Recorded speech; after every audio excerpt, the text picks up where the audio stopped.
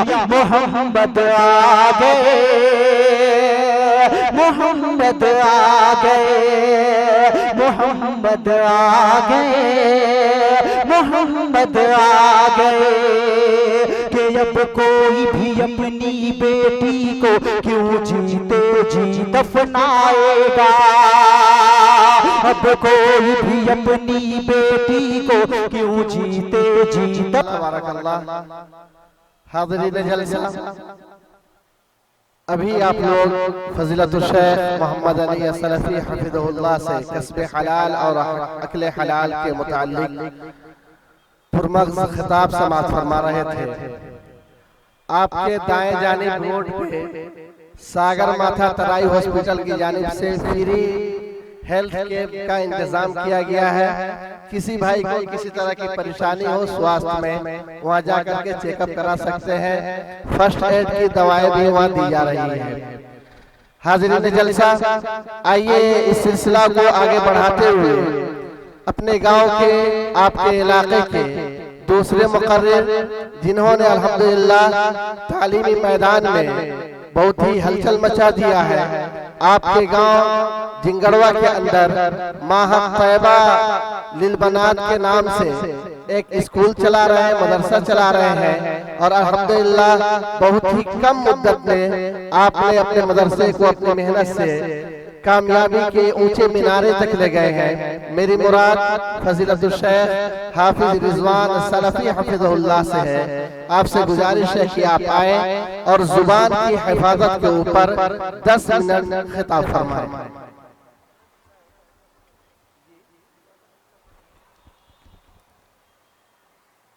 अस्सलामु अलैकुम व रहमतुल्लाहि व बरकातुहू। अल्हम्दुलिल्लाहि रब्बिल आलमीन वल आक़िबतु लिल मुत्तक़ीन वस्सलातु वस्सलामु अला सय्यिदिल अंबियाइ वल मुरसलीन। अऊज़ु बिल्लाहि मिनश शैतानिर रजीम। बिस्मिल्लाहिर रहमानिर रहीम। मा यल्फिज़ु मिन क़ौलिन इल्ला लदैहि रक़ीबुन अतीद। वअन अबी हुरैरह रज़ियल्लाहु तआला अन्हु अनिन नबी सल्लल्लाहु अलैहि वसल्लम क़ाल मन कान युमिनु बिल्लाहि वल यौमिल आखिर फल्यकुल खैरन औ लियस्मुत।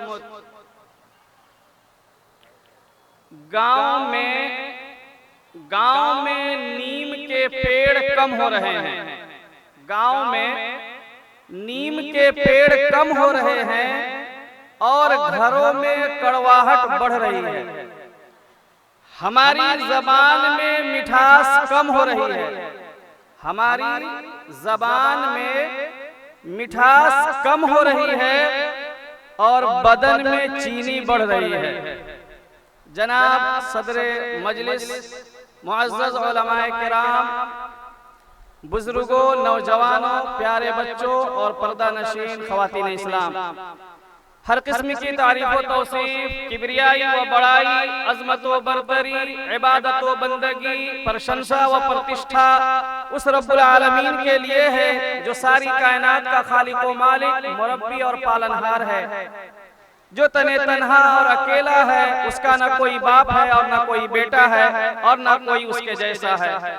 बादहू अनगिनत व बेशुमार दरूद व सलाम और अल्लाह की रहमतें नाजिल हों अल्लाह के तमाम नबियों, रसूलों और पैगंबरों पर, उसके नेक बंदों पर, शुहदा, सिद्दीकीन और सालिहीन पर, खुसूसन हम सब के नबी, आखिरी नबी, प्यारे नबी मोहम्मद मुस्तफ़ा सल्लल्लाहु अलैहि वसल्लम पर, जिनको अल्लाह रब्बुल आलमीन ने पूरे आलम के लिए हिदायत और रहमत बना करके भेजा। मोहतरम सामीईन व सामियात, खुतबे मसनूना के बाद मैंने आप लोगों के सामने सूरह क़ाफ की एक आयत और प्यारे नबी सल्लल्लाहु अलैहि वसल्लम की एक प्यारी सी हदीस पेश किया है, जिसका ताल्लुक ज़बान की हिफाजत से है, ज़बान के जरिए होने वाले गुनाह और जराइम से है।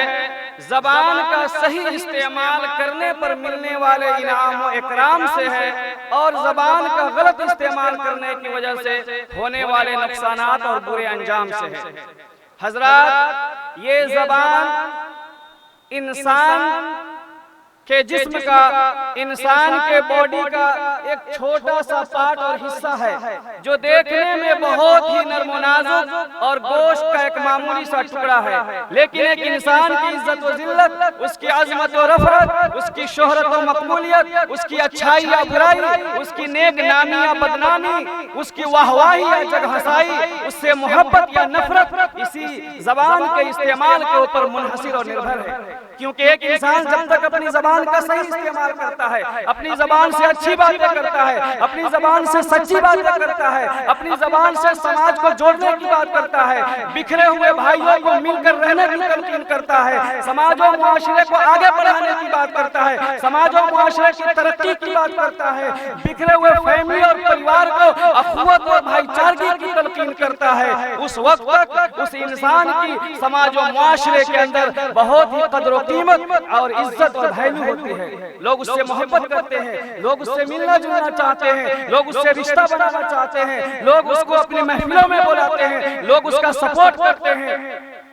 लेकिन जो ही एक इंसान अपनी जबान का गलत इस्तेमाल करता है, अपनी जबान को आउट ऑफ कंट्रोल कर देता है, अपनी जबान से उल फजूल बकने लगता है, गाली देने लगता है, गिबत और चुगलखोरी करने लगता है, समाज को तोड़ने की बात करता है, समाज के अंदर इख्तिलाफ व इंतशार फैलाने की बात करता है और भाई को भाई से लड़ाने की बात करता है, हंसते खेलते परिवार के अंदर गिबत और चुगलखोरी करके अलग अलग बिखेर देता है, इधर की बात उधर करके, उधर की बात इधर करके उसको कोर्ट कचहरी मुद्दे मुकदमे के चक्कर में फंसा देता है। तो फिर उस वक्त उस इंसान की समाज और मुआशरे के अंदर कोई भी इज्जत नहीं होती, कोई कदर और कीमत नहीं होती, कोई वैल्यू नहीं होती, बल्कि लोग उससे नफरत करते हैं, उससे देखकर घृणा करते हैं, उससे देखकर कतराते हैं, उससे बात करना नहीं चाहते और उसको अपनी महफिलों में भी नहीं बुलाते हैं। ये तो दुनियावी जिंदगी के अंदर समाज और मुआशरे के अंदर उसकी जिल्लत और रुसवाई होती है, लेकिन कल क़यामत के दिन अल्लाह रब्बुल आलमीन के नजदीक सबसे मकबूल, सबसे नापसंदीदा इंसान वही होगा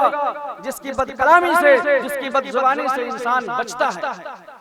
अल्लाह के नबी करीम सल्लल्लाहु अलैहि वसल्लम फरमाते हैं, इन्ना शर्रन नासी इंदल्लाहि मंजिलतन यौमल क़ियामह मन तरकहु अन्नास लिइत्तिक़ाइ फहशिही, कि अल्लाह रब्बुल आलमीन के नजदीक सबसे मकबूल इंसान वही होगा, सबसे नापसंदीदा शख्स वही होगा जिसकी फहश कलामी से, बदज़बानी से इंसान बचता है, उसको देखकर भागता है, उससे बात करने से डरता है कि कहीं हमको ये बेइज्जत न कर दे, जलील न कर दे, रुसवा न कर दे। और कभी कभार तो ऐसा भी होता है इसी छोटी सी जबान की वजह से इंसान को बहुत बड़े बड़े समस्याओं और उलझनों और मुसीबतों का सामना करना पड़ जाता है। उसके हाथ पैर टूट जाते हैं, सर फूट जाते हैं, आंख कान नाक ये सब कट जाते हैं, बात मुद्दा मुकदमा तक पहुंच जाती है और इंसान जेल तक चला जाता है इसी जबान की वजह से। आए दिन अपने समाज और मुआशरे के अंदर देखते हैं, अपने गांव में, अपने मोहल्ले में देखते हैं, जब दो भाई के अंदर, दो गिरोह के अंदर, दो लोगों के अंदर जब लड़ाई होती है तो उस लड़ाई की शुरुआत, उस लड़ाई की इब्तिदा इसी छोटी सी जबान से होती है। उस लड़ाई की पूरी और उस लड़ाई की जो पूरी एक्टिविटीज होती है, उस लड़ाई की जो इब्तिदा और शुरुआत होती है, उस लड़ाई का जो मेन खलनायक और विलन होता है यही छोटी सी जबान होती है। क्योंकि हर इंसान जो उस वक्त इसी जुबान से एक दूसरे को गाली देता है, दूसरे को बुरा भला कहता है, दूसरे पर लान तान करता है, दूसरे को मारने और पीटने की धमकी देता है इसी जबान से। और यहाँ तक के कहता है कि आज तुमसे फरिया लेंगे, छोड़ेंगे नहीं, 2 कट्ठा रहेगा चाहे बिकाएगा, एगो बेटा जेल में रहेगा लेकिन आज फरिया लेंगे, इसी जबान से न कहता है। लेकिन जब लाठी फरठा चलने लगता है, फैट और भूसा चलने लगता है, गोली बंदूक चलने लगती है और ईंटा पत्थर चलने लगता है, तब पता चलता है किसी का पैर टूट गया है, तो किसी का हाथ टूट गया है, किसी का सर फट गया है, किसी की नाक कट गई है। और ये जबान जिससे लड़ाई की शुरुआत हुई थी, जिससे लड़ाई की इब्तिदा हुई थी, बिल्कुल महफूज है, सेफ है, इसको एक खराश तक नहीं आया है। इसीलिए हर इंसान को चाहिए कि अगर वो अपनी सेफ्टी चाहता है, अपनी इज्जत चाहता है, अपनी वैल्यू चाहता है, तो अपनी जबान पे लगाम लगाना होगा, अपनी जबान पे काबू और कंट्रोल रखना होगा। इसी वजह से एक इंसान जब सुबह सवेरे बेदार होता है, नींद से जगता है, तो उसके बदन के जितने भी आज़े हैं, उसके बदन के जितने पार्ट पड़ते हैं, हाथ है, पैर है, आंख है, नाक है, ये सब के सब इसी छोटी सी जबान के आगे झुक जाते हैं, गिड़गिड़ाने लगते हैं, इल्तिजा करने लगते हैं कि देखो हमारी इज्जत तुम्हारे ही हाथ में है। अगर तुम ठीक रहोगे हम भी महफूज रहेंगे, अगर तुम बहक जाओगे हमारी खैरियत बिगड़ जाएगी। तिरमिज़ी की हदीस है, हज़रत अबू सईद खुदरी रज़ियल्लाहु ताला अन्हु बयान करते हैं, इज़ा अस्बह इब्न आदम फ़इन्नल अअज़ाअ कुल्लहा तुकफ़िरुल लिसान, कि इब्न आदम, एक इंसान जब सुबह सवेरे बेदार होता है तो फ़इन्नल अअज़ाअ तुकफ़िरुल लिसान, तो उसके तमाम के तमाम आज़ा ज़बान के सामने गिड़गिड़ाने लगते हैं और क्या कहते हैं, इत्तक़िल्लाह फ़ीना, कि देखो हमारे मामले में अल्लाह से डरना। क्यों? फ़इन्नमा नहनु बिक, क्योंकि हम तुम्हारे ताबे हैं, हमारी इज्जत तुम्हारे हाथ में है। फ़इन इस्तक़मत इस्तक़मना व इन आवजजत आवजजना, अगर तुम सही रहोगे हम भी महफूज रहेंगे, अगर तुम बहक जाओगे हमारी खैरियत भी बिगड़ जाएगी। कभी कभार ऐसा भी होता है कि एक इंसान की जबान को गलत इस्तेमाल करने की वजह से उसके बहुत से नेक अमाल ज़ाय और बर्बाद हो जाते हैं। और खास तौर से मैं अपनी माँ और बहनों से भी कहूंगा कि आप लोग भी अपनी जबान को बहुत ज्यादा चलाते हैं। अभी आप लोग बैठकर सुन कम रही है और बतवा ज्यादा रही है, जबकि अल्लाह ताला ने हमें बोलने के लिए एक औजार दिया है, एक मुंह दिया है और सुनने के लिए दो कान दिए हैं। इसका मतलब ये है कि इंसान ज्यादा सुने और कम बोले। आखिर में हम दुआ करते हैं कि अल्लाह रब्बुल आलमीन हम तमाम इंसानों को अपनी ज़बान की हिफाजत करने की तौफीक अता फरमाए। व आखिर दावाना अल्हम्दुलिल्लाहि रब्बिल आलमीन।